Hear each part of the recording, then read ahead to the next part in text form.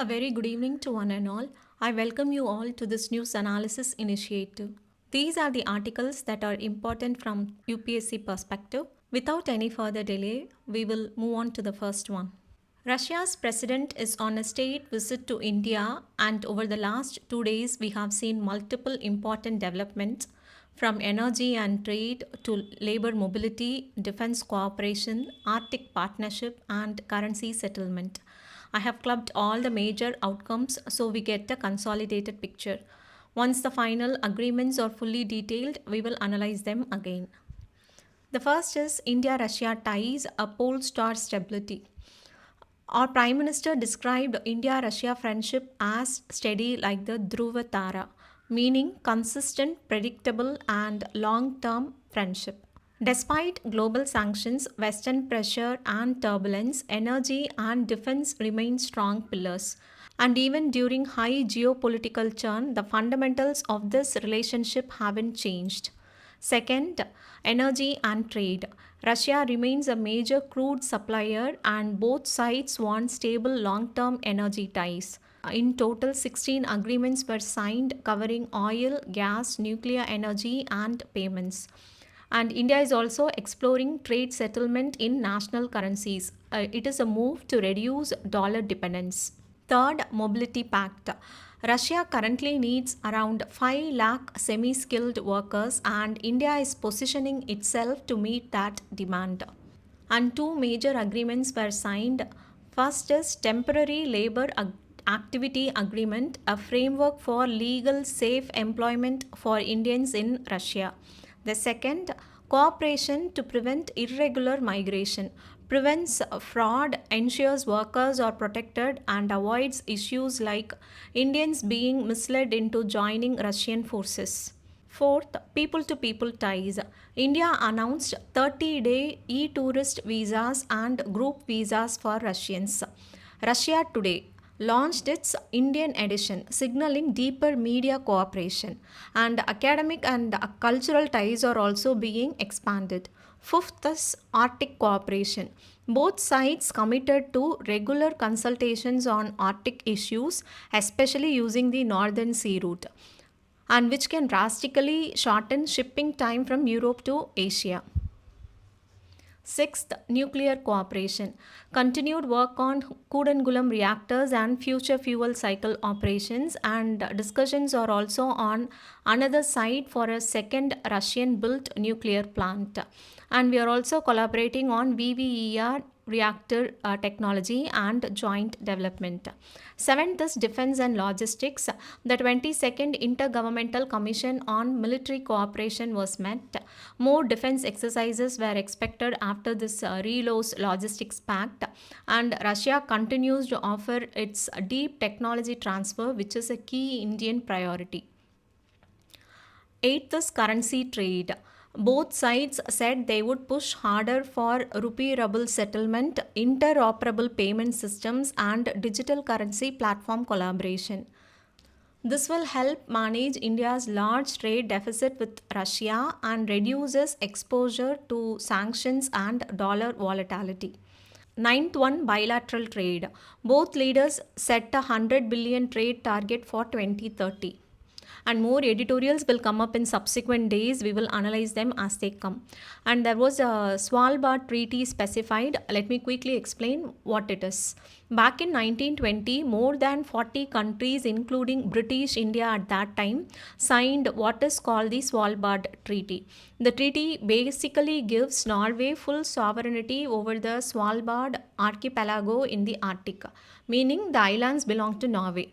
But here's the catch. All the signatory countries have equal rights to live, work, fish, mine, and do commercial or scientific activities there, as long as they are peaceful and non military. So, unlike normal territory where only the owning country decides everything, Svalbard is a kind of shared economic zone, even though Norway governs it.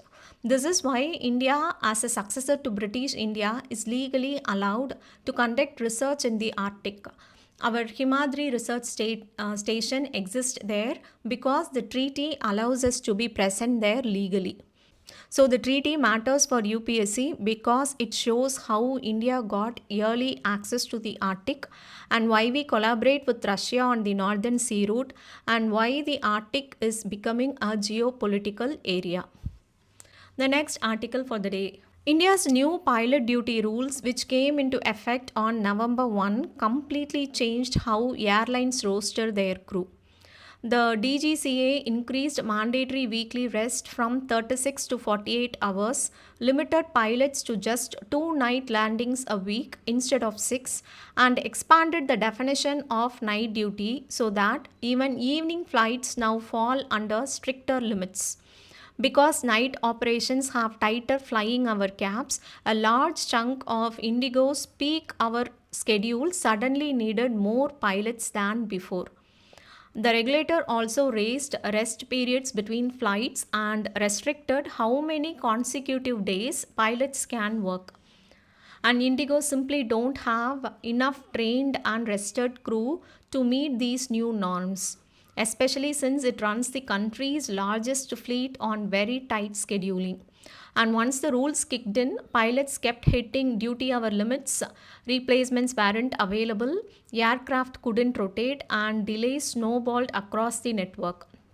This is why IndiGo had to cancel over 1,000 flights and even ground part of its fleet.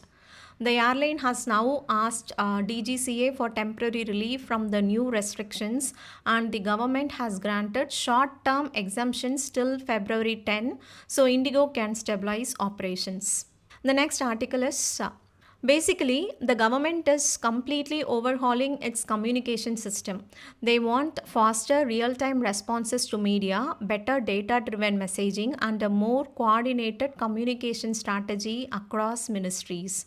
For this, the intake of Indian Information Service officers will go up, and a major cadre restructuring, the first since 2016, is being planned. They may also create a new board on media communications to centrally manage postings and transfers so that messaging becomes more unified.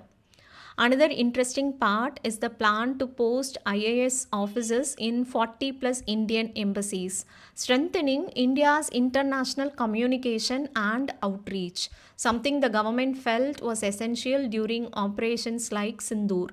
In short, this is the government trying to modernize and professionalize the entire communication architecture. And this is the next article for the day. The RBI's Monetary Policy Committee cut the repo rate by 25 basis points, bringing it down to 5.25%. For the public, this basically means cheaper loans but also lower returns on savings. Repo rate is the interest rate at which RBI lends money to banks. So when RBI reduces the repo rate, banks can borrow more cheaply. Banks then reduce loan interest rates, home loans, car loans, business loans, they become cheaper.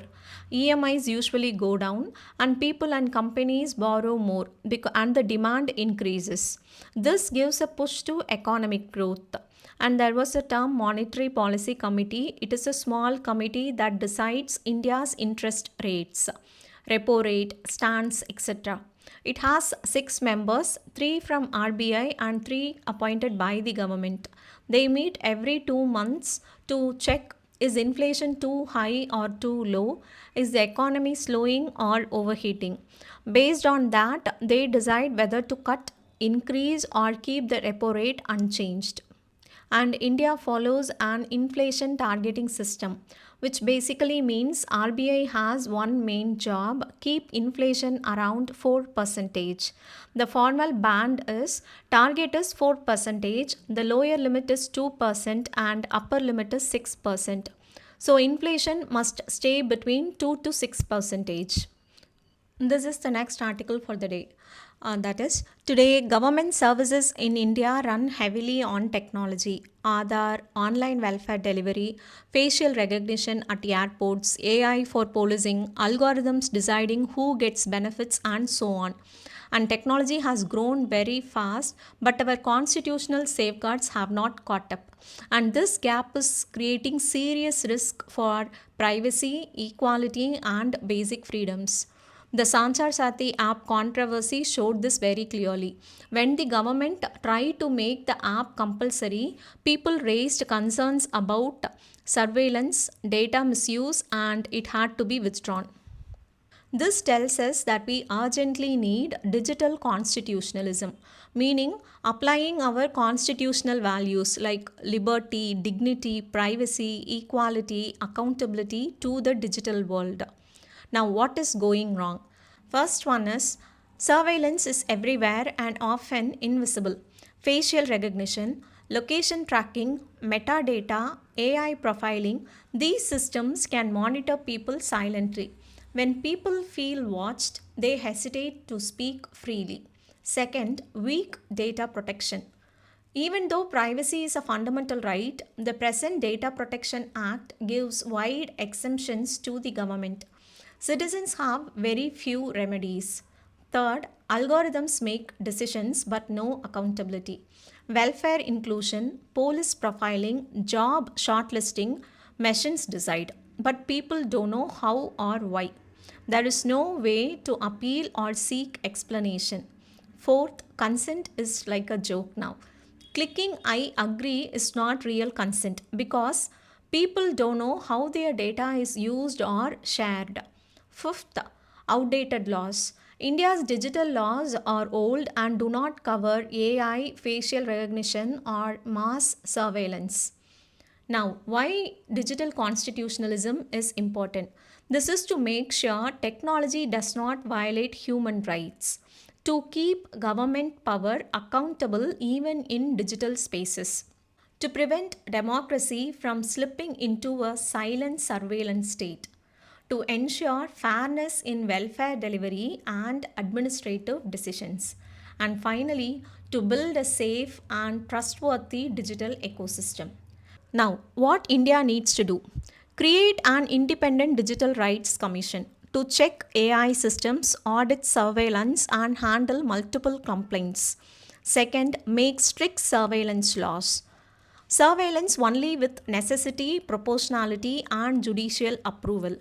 Third, give citizens rights against algorithms, right to explanation, right to appeal, and no automatic denial of benefits.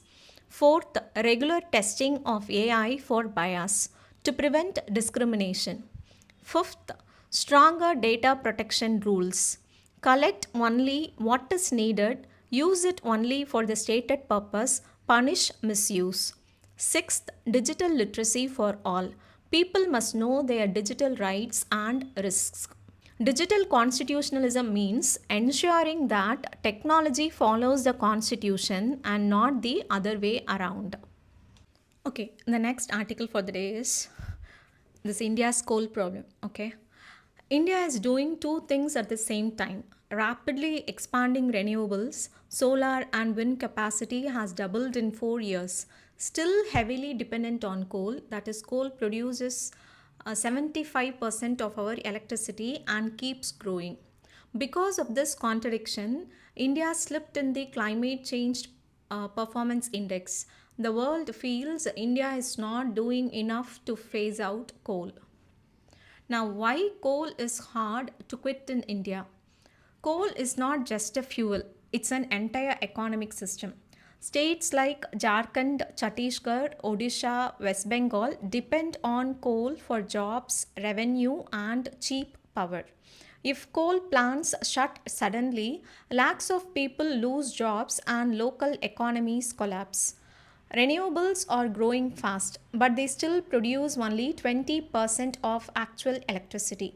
So, India's coal phase out is a political and economic challenge, not just an environmental one. Now, what Chile did and what India can learn. First, Chile reduced coal use from 44% to 17% in just 8 years. How? They made coal expensive. They added a carbon tax and strict pollution norms. Coal automatically become unattractive.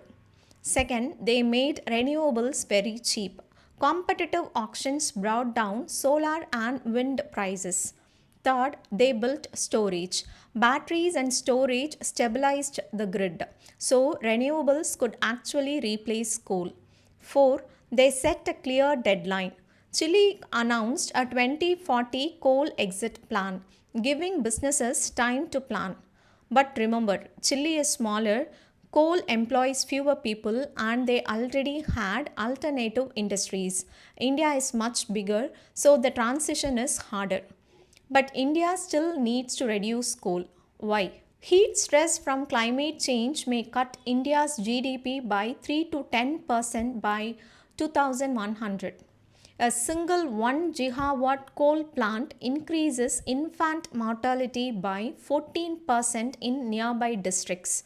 So, the cost of coal is economic and human. Now, what should India do then? First, shut the dirtiest old plants first. Don't close everything, target only the worst ones. Second, build reliable renewable systems, storage, pumped hydro, green hydrogen. These can replace coal smoothly.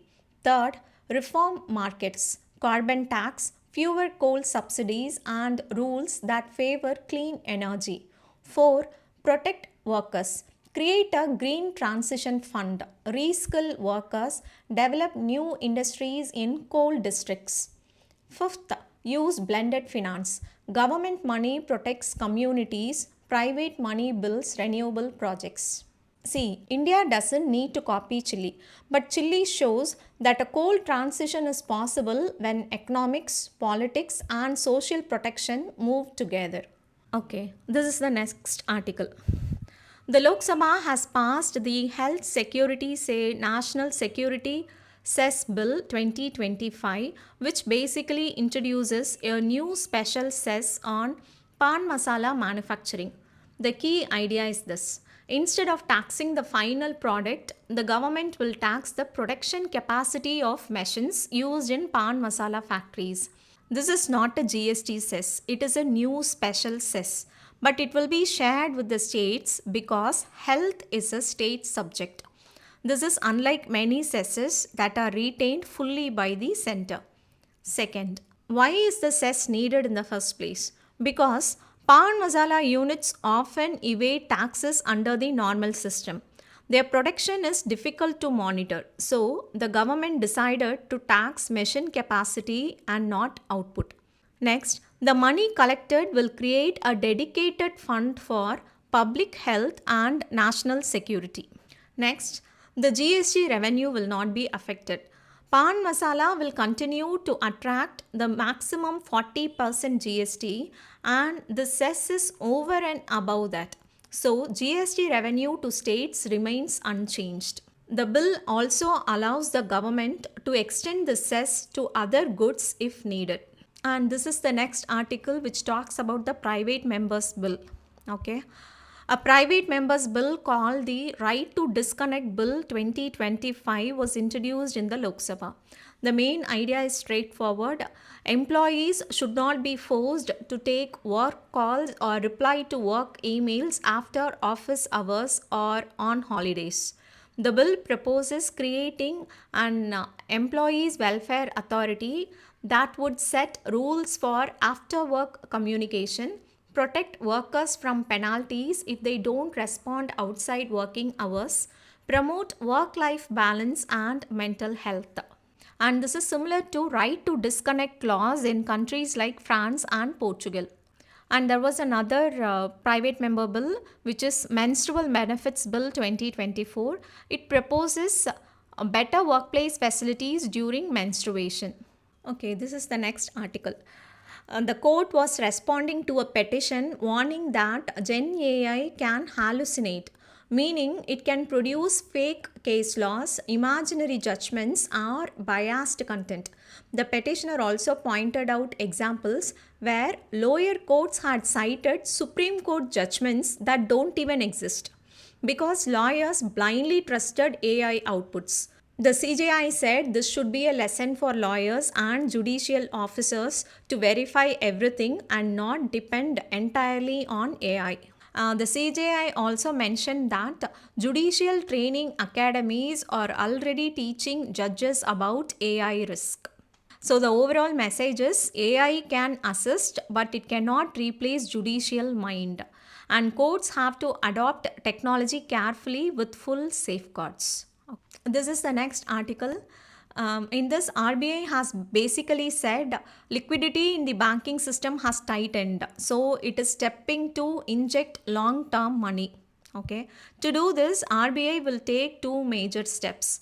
The first is 1 lakh crore open market operations purchases. That is, RBI will buy government securities worth rupees 1 lakh crore. When RBI buys these bonds from banks, it releases money into the system, increasing the liquidity or the money supply. This helps banks lend more easily and helps monetary transmission. Second one, $5 billion rupee swap. RBI will buy dollars now and sell them after 3 years. This also injects rupee liquidity. RBI clearly said that this is not done to support the rupee but only for liquidity management. Now, what are government securities? Think of government securities as loans that the government takes from people. Instead of borrowing from one bank, the government issues these bonds to the public, banks, insurance companies, RBI, etc. In return, the government promises a fixed interest rate and repayment after a fixed time. They are the safest investment in India because the government will not default. Examples like 10-year government securities, treasury bills which are short term, less than 1 year. Now, what is open market operations? Open market operation is simply RBI buying or selling these G securities, that is government securities, in the open market to control liquidity in the economy. See, if RBI buys government securities, liquidity increases because when RBI buys these securities from banks, it pays money to banks. This money enters the system, banks will have more cash and so they can lend more. And this will happen when liquidity or the money supply is very low in the economy. Second, RBI sells government securities. If it happens, then liquidity, money supply will decrease. How? Because banks pay money to RBI to buy those G securities, that is government securities. Money goes out of circulation and this will be used when the economy has too much money. The next is the places in news. The US brokered peace deal between Democratic Republic of Congo and Rwanda. It becomes important for UPSC because these are key hotspots in Africa. Democratic Republic of Congo is one of the world's most mineral-rich countries. Cobalt, copper, gold, all crucial for batteries and electronics. Rwanda lies just to its east and both countries have had decades of conflict, especially in the mineral-rich eastern Congo near Goma and Lake Kivu. These are the bordering countries of the Democratic Republic of the Congo. They are Central African Republic, South Sudan, Uganda, Rwanda, Burundi, Zambia, Angola, and Republic of the Congo. And they also have a Atlantic Ocean bordering. It is not a landlocked, it has a sea bordering which is Atlantic Ocean. And Rwanda's bordering countries are Democratic Republic of the Congo, Uganda, Burundi, and Tanzania. That's all for today. Thank you all for joining.